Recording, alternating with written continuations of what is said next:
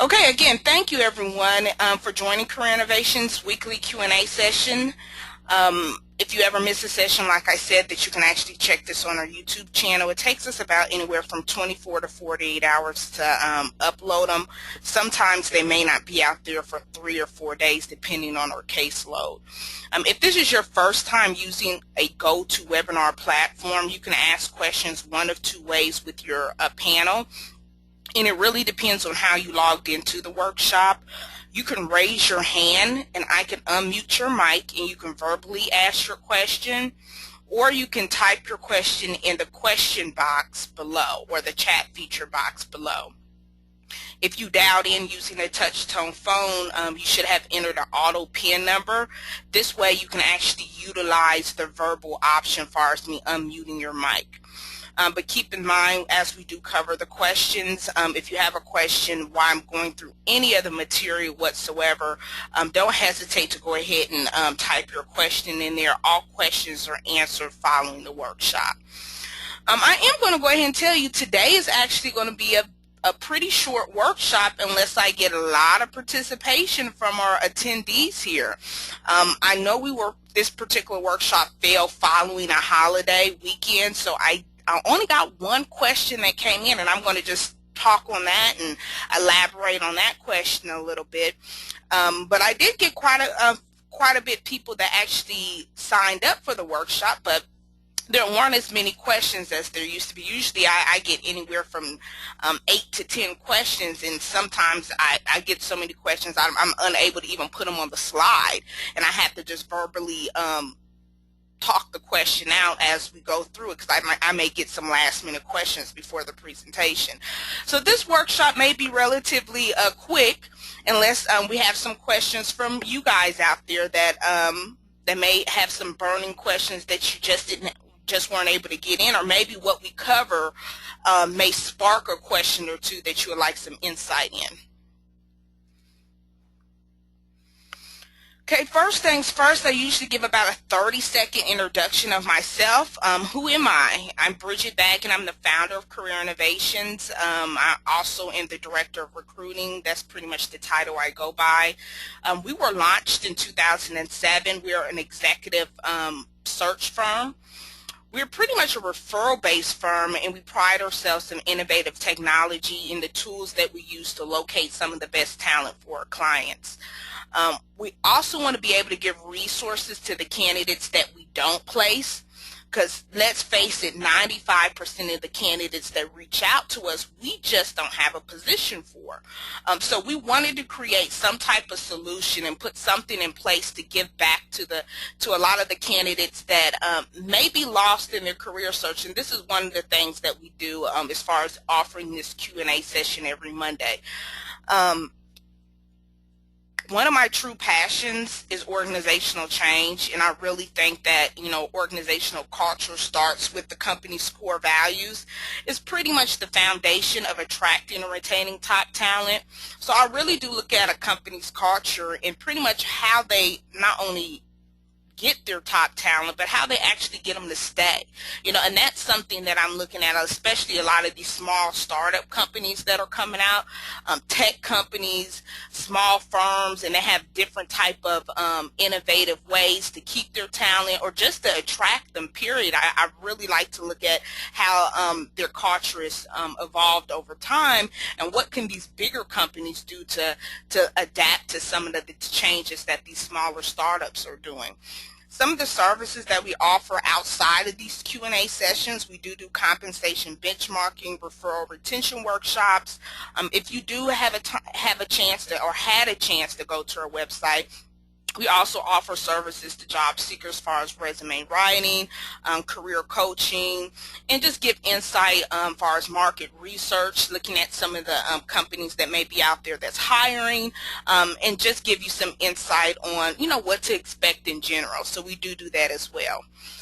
Today's quote, and I've used this quote in the past, but I really do like it: an inch of movement will bring you closer to your goals than a mile of attentions. And this is not only on a professional note, this is also on a personal note. There's a lot of people out there that intend to do things. They plan to do it. They're going to do it. I call them going to do people. I'm going to do this. I'm going to do that. And really doesn't bring you closer to your goal unless you actually do it, or you make some type of movement to get yourself closer to your overall mission. So I think that quote is pretty much stands alone and states for itself what it means.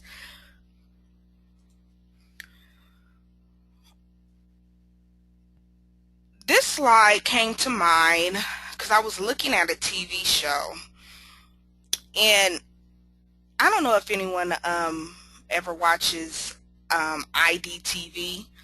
And I watch like all the shows on IDTV. And if you don't know what it is I want to call it Investigative Discovery Channel. And it pretty much has a lot of crime shows and everything. And it was this one particular show that had a sales guy. And he had all this pressure to live this lavish life. And, and of course,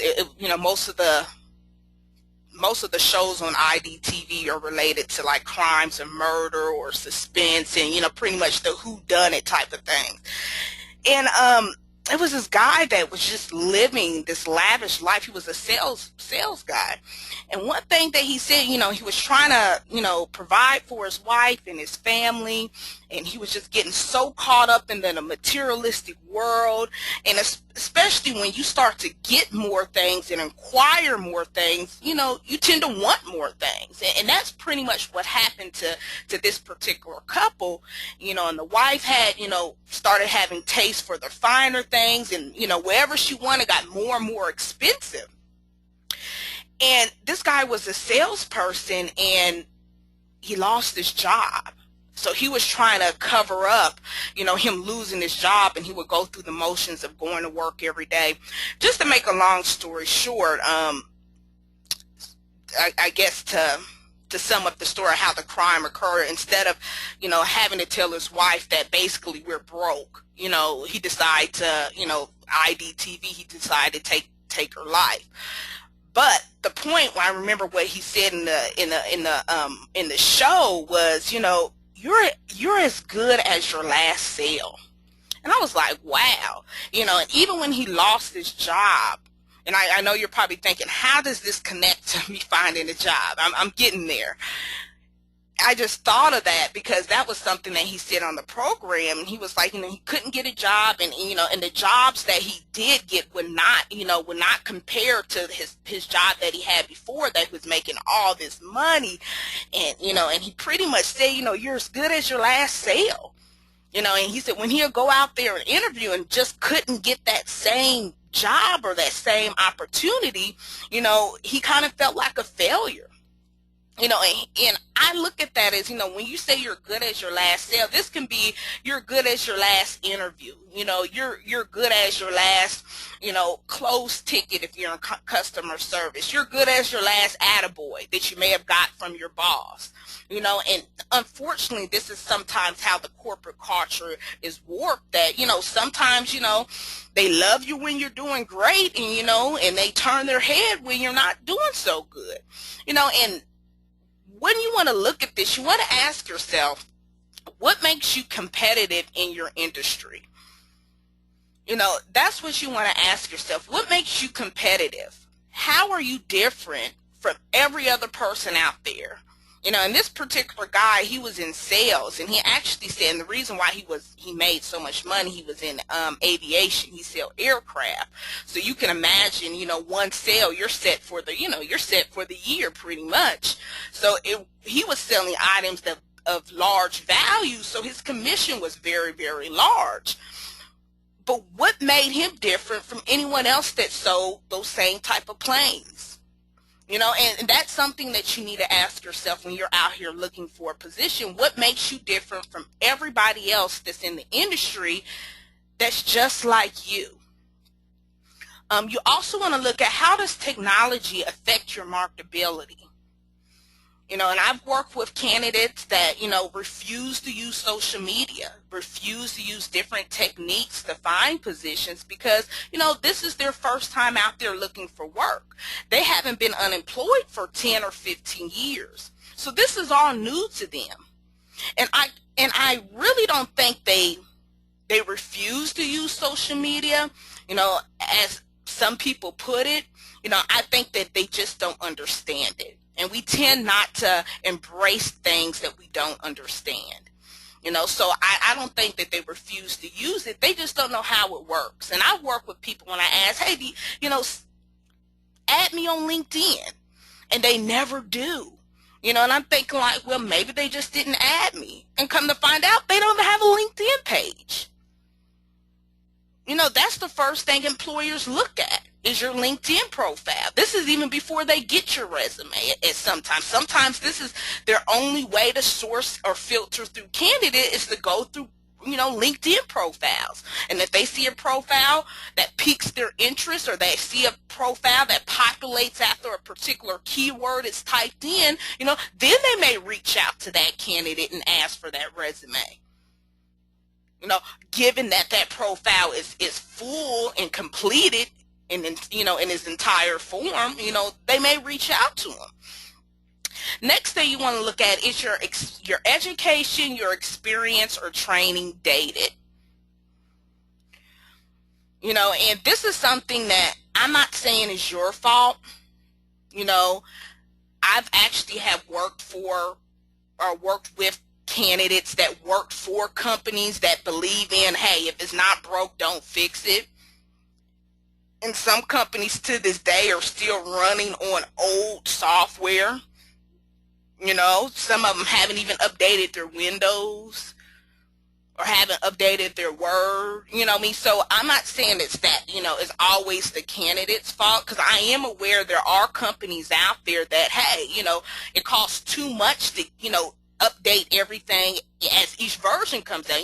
These Windows and Microsoft things are coming out every year or two. You're getting a new platform. So, I can understand if it's a smaller company, they may not be able to afford this. But this also comes to being able to take an initiative, grab the bull by its horns, and also find ways to keep yourself up to date to the new trends, the new requirements that are out there for your industry. I know someone that was looking for a position that was in the educational field. I think it was education.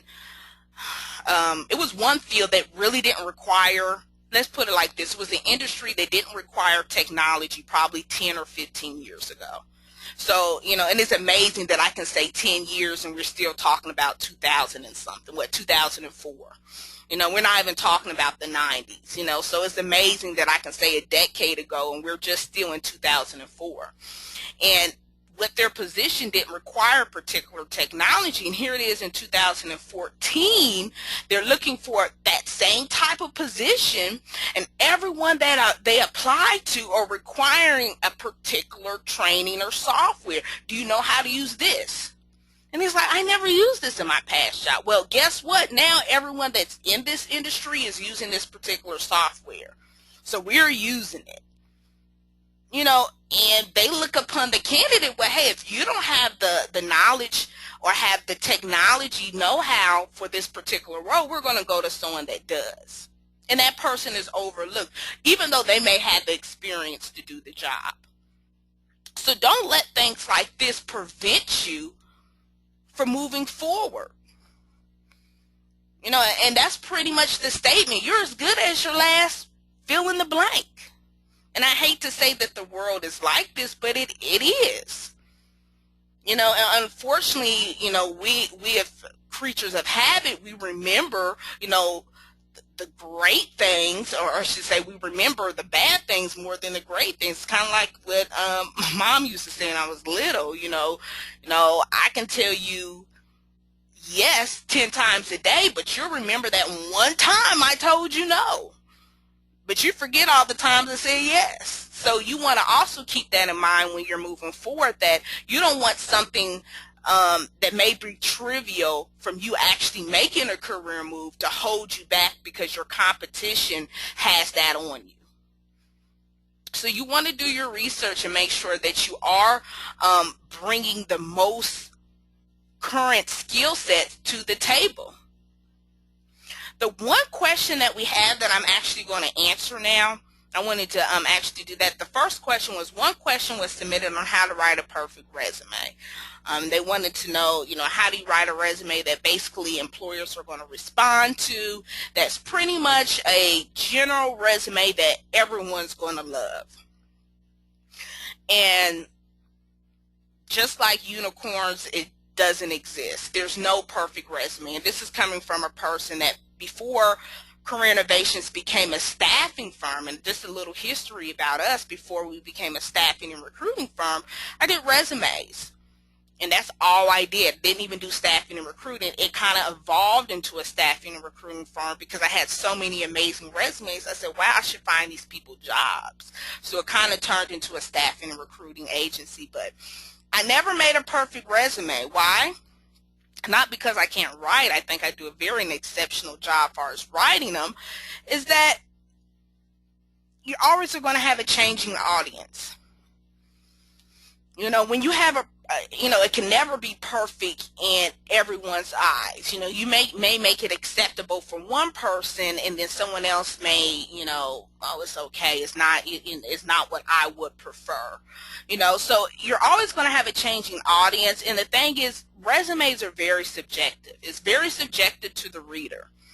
I've actually had, people get their resumes done or reviewed, and you have, I got my resume reviewed and they told me I need to move this here and I need to move this there and I need to take this out. And, and another person said I need to do this, and guess what? They're all right. They probably have their reasons why they want to move it here, which, in their mind is right. It may, someone that moves it there may get a job versus someone else that moves it there is overlooked. So it's very subjective upon the reader. And if I actually had HR managers prefer different formats, or prefer to see the education and experience or technical skills first, or, I don't want to see the dates before this or this and that. And then it's kind of like, okay, is it deal breakers? No. I think the only deal breaker as far as a resume format, as of course, is any kind of errors as far as grammar, spelling, things like that, not being consistent, the font size, things that can be very confusing for the reader to even read, but also something that's just not focused at all. As far as, where you put it in the resume, as long as it's there, is there. Of course you want to make it, utilize and maximize the space of the resume. On how you do that is truly up to you, and what you prefer. Next thing, your resume at the end of the day should be solution focused. And I really tell people solution focused, and you're going to, if you've a person that is an avid listener of my workshops, about every single recording, if you ever listen to a recordings, I'm going to say solution focused when it comes to resumes. If someone asks me a question about a resume, I'm going to say something with the word solution in it. Because people think of resumes, hey, should be selling myself. The company, unfortunately, doesn't care about you. I hate to say it, they're in business to make money. They're not in business to, pay your mortgage or to put your kids through college or to start a retirement fund. All those things are perks. Unless they're a nonprofit that they're giving back to the community, most for-profit corporations, I hate this, they're in it for the money. They're in it to make a profit, and the bottom line is what counts at the end of the day. And you've seen on TV and you've seen on the news that, hey, if they have to displace someone to protect their bottom line, that's what they're going to do. And they definitely showed that, during our recession and during our automotive collapse and our real estate implosion and all that. You got to see how companies really show their colors in the time of stress. It was companies that were laying off departments by the thousands. They were protecting, hey, we have to still become profitable and we want to stay in business. So if we have to let people go, hey, we're going to have to let people go. So when I say to be solution focused, it's not about you. What solution, what can you solve for that organization? And that's one thing that I see on resumes, nothing but tasks and duties. Literally the resume looks like a job description. Like, whatever your job was, I could literally Google it and see the same responsibilities verbatim. I did this, I managed this, I did that, I increased this, and it really doesn't have a solution. What did you solve? Yes, we know that you managed people, you were a manager. Okay. When you manage those people, did they produce? Did they increase their revenue? Did you save us money? Did you streamline a process? Did you find a competitive market or a niche that we can go after? So you want to be able to show that you have some type of value that you're bringing to the organization other than you. Other than, I'm looking for a paycheck. So you want to make sure that your resume is solution focused, and you want to be able to highlight those solutions through your accomplishments. And your accomplishments shouldn't be something that you were assigned to do. An accomplishment is pretty much an aha moment. Did you get a award for this? Were you somehow I'm looking for the word, were you somehow awarded? Were you recognized for, increasing profits? You want to show some type of accomplishment, within your organization that you did that was beyond the call of duty. So that's what you ultimately want to do. And at the end of the day, the question you should be answering in your resume is, why should I hire you? And that's going to be your differentiator. When your resume is lined up with everyone else that may have the same background, you have to believe that it's so many people out here that are looking for work. Some people are not unemployed. There's some people that are gainfully employed but are looking just to transition into a new career. So you have to realize that your competition is tough, and if you put someone beside you that has the same education, the same experience, they've done similar solutions and similar accomplishments, you're going to have to be answer, okay, why should I hire you over this guy or over this girl or over this woman or man? Why should I hire you over this person? They're bringing the same thing to the table. And people don't understand that your resume is your marketing tool. And I tell people, if you can't envision a resume far as, just my work experience and my education and, I did this, and look at it as if you're a business. And I talk about this probably in 2 or 3 workshops back. Look at it as if you have no boss. You're an independent consultant. You're trying to sell your services. What would you do? If you're trying to get companies to hire you as an independent consultant for their company, how are you going to pitch, or how are you going to sell a solution to them to say, you know what, I want to go with that guy, or I want to go with that gal? And I tell people to put on their independent consultant hat and say, hey, you're marketing yourself to these companies as if you were a third-party consultant. What's going to make them want to use you over a huge corporation to do this job? Because believe me, these companies are using some companies to do some third party. I know that a lot of accounting roles are being outsourced out. Some people are losing their job to either technology or to we can get someone to do this faster, cheaper. So you want to be able to show that and be able to define that. So does a perfect resume exist? No. And I think that instead of trying to make a perfect resume, you should focus more on how do you make a solution focused resume more so than a perfect resume, because you can't make one. You're going to have a changing audiences, very subjective to who's reading this. You want to make sure that this is going to be something that's going to provide a solution to whoever the reader is. All right, and that was it. It's 7:30, so that was the only question I received. So hopefully that you're able to you were able to get something out of this session. Let me just do a quick. Next Monday, I am putting together the evolution. And if you're interested in attending that, whatever questions I get, I'm going to kind of do a theme. It's going to be called the evolution, how hiring has changed.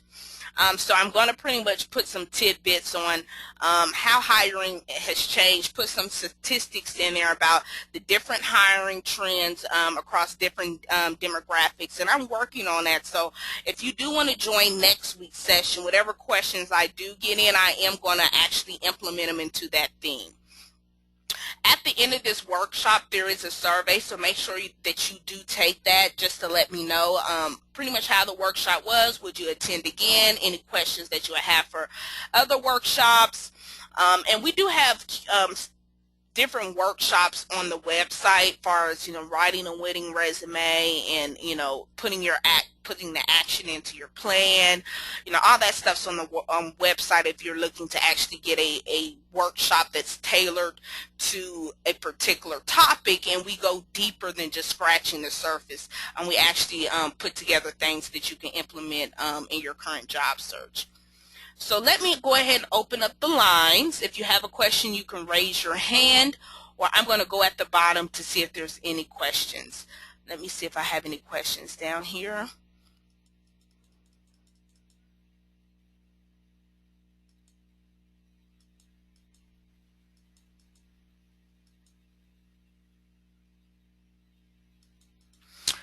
Okay, I have the first question is, Bridget, are there any avenues in technology you would suggest to increase marketability?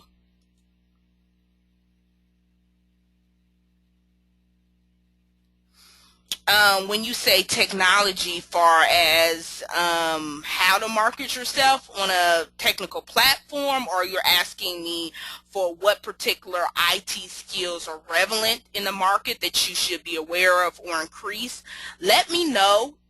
Retype that and answer that. So let me know, are you talking about how to market yourself on, or how to increase your marketability by using the technology out there that exists, or what technology should you be learning to increase your marketability? So if you could type that in there and let me know, and I can answer that for you.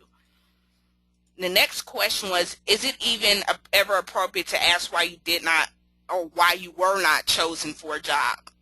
Definitely.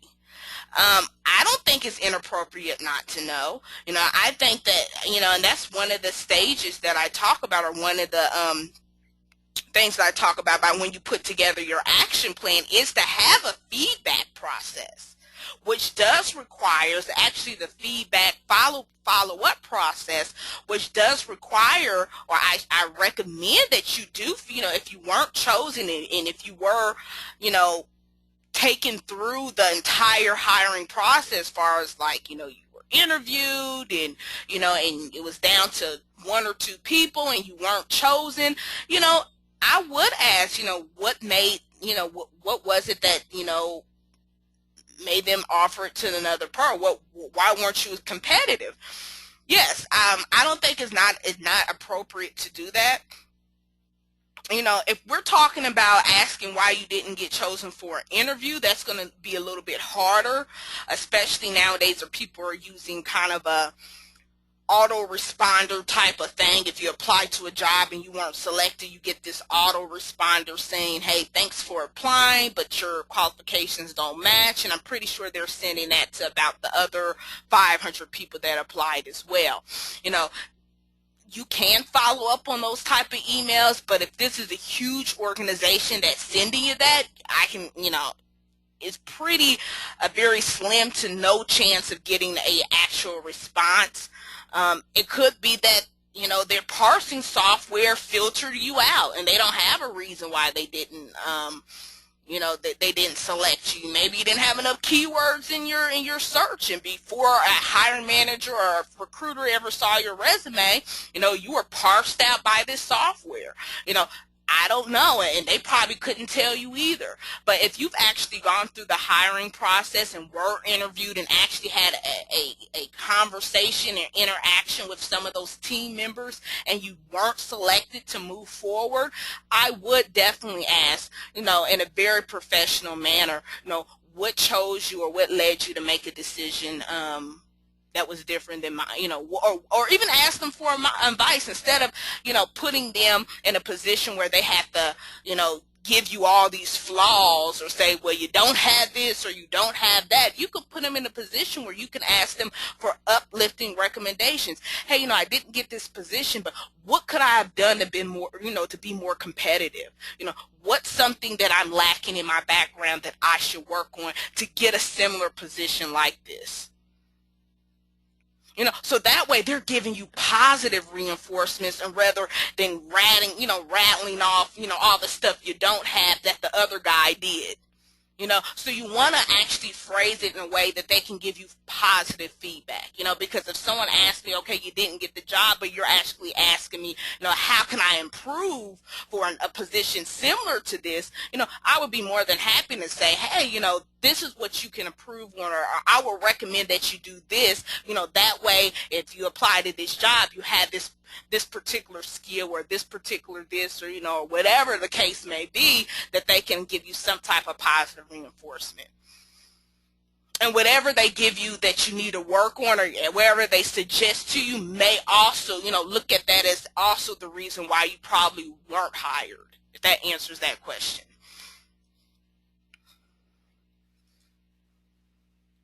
Okay, let me see.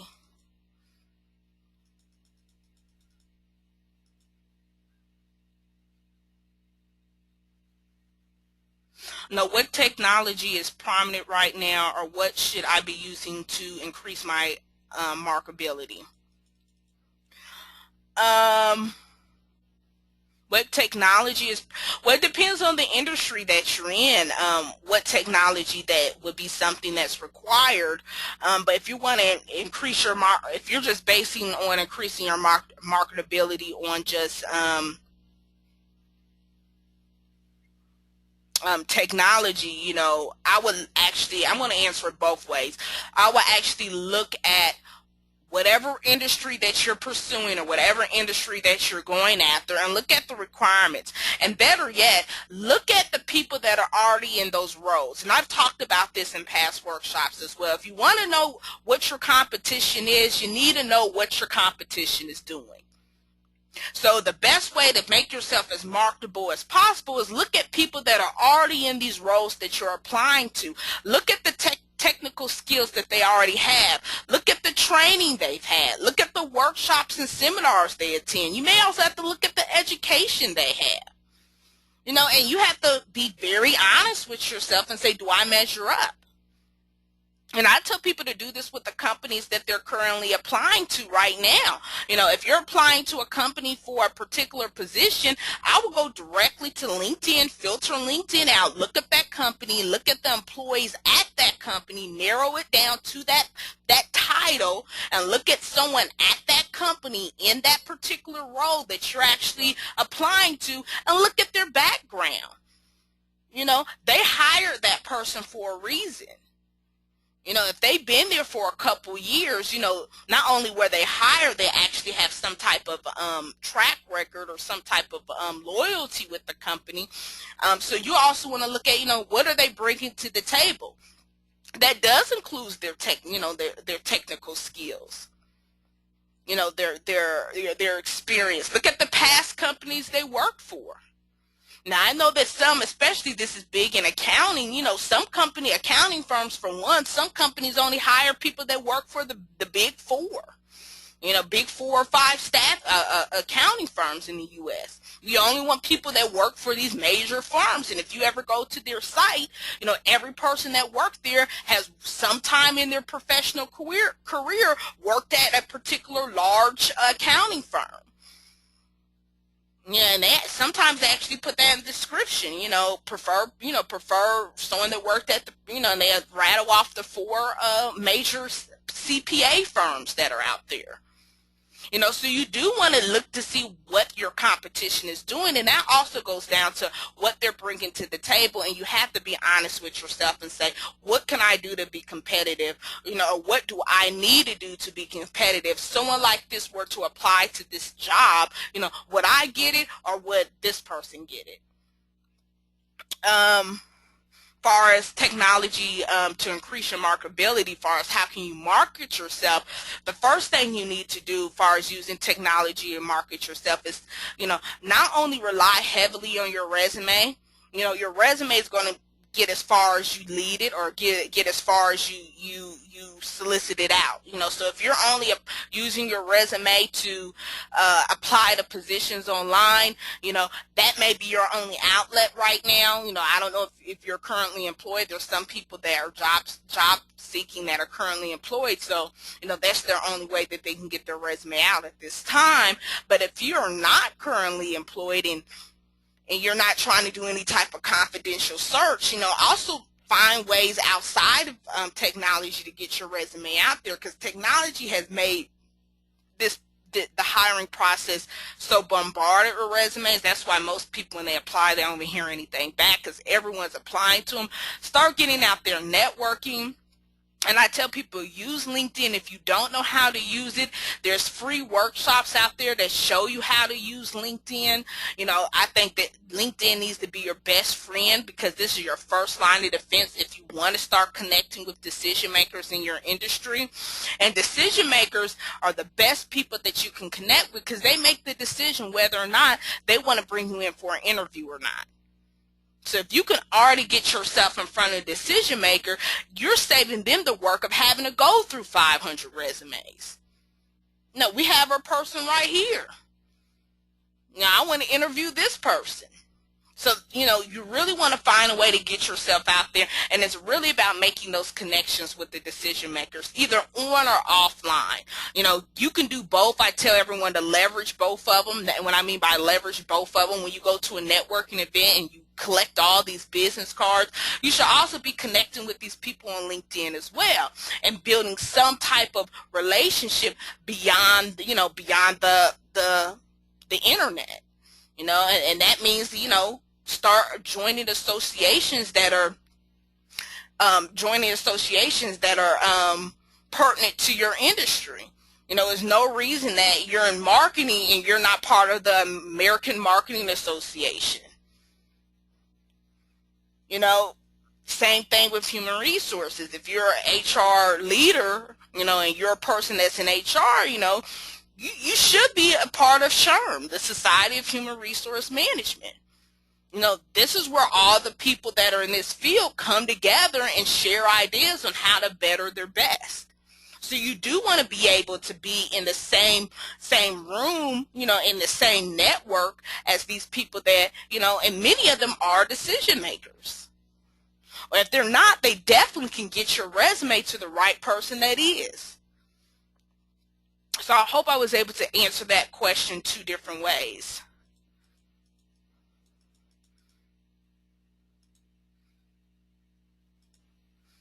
Okay, do I see any more questions right now?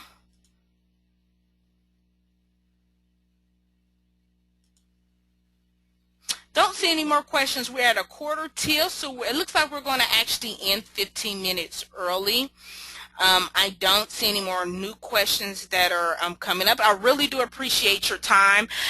My email and contact information is on the work on this slide right here. Again, take the survey once you exit. That way I can get feedback on how everything is and what we can do to change and better our best. And hopefully you can join me next week for the evolution, how hiring has changed. And this can give you insight on, what hiring managers are doing, what the hiring world is doing, period, and what they're doing or what they've done in the past, and how it really does affect you, the job seeker, as well.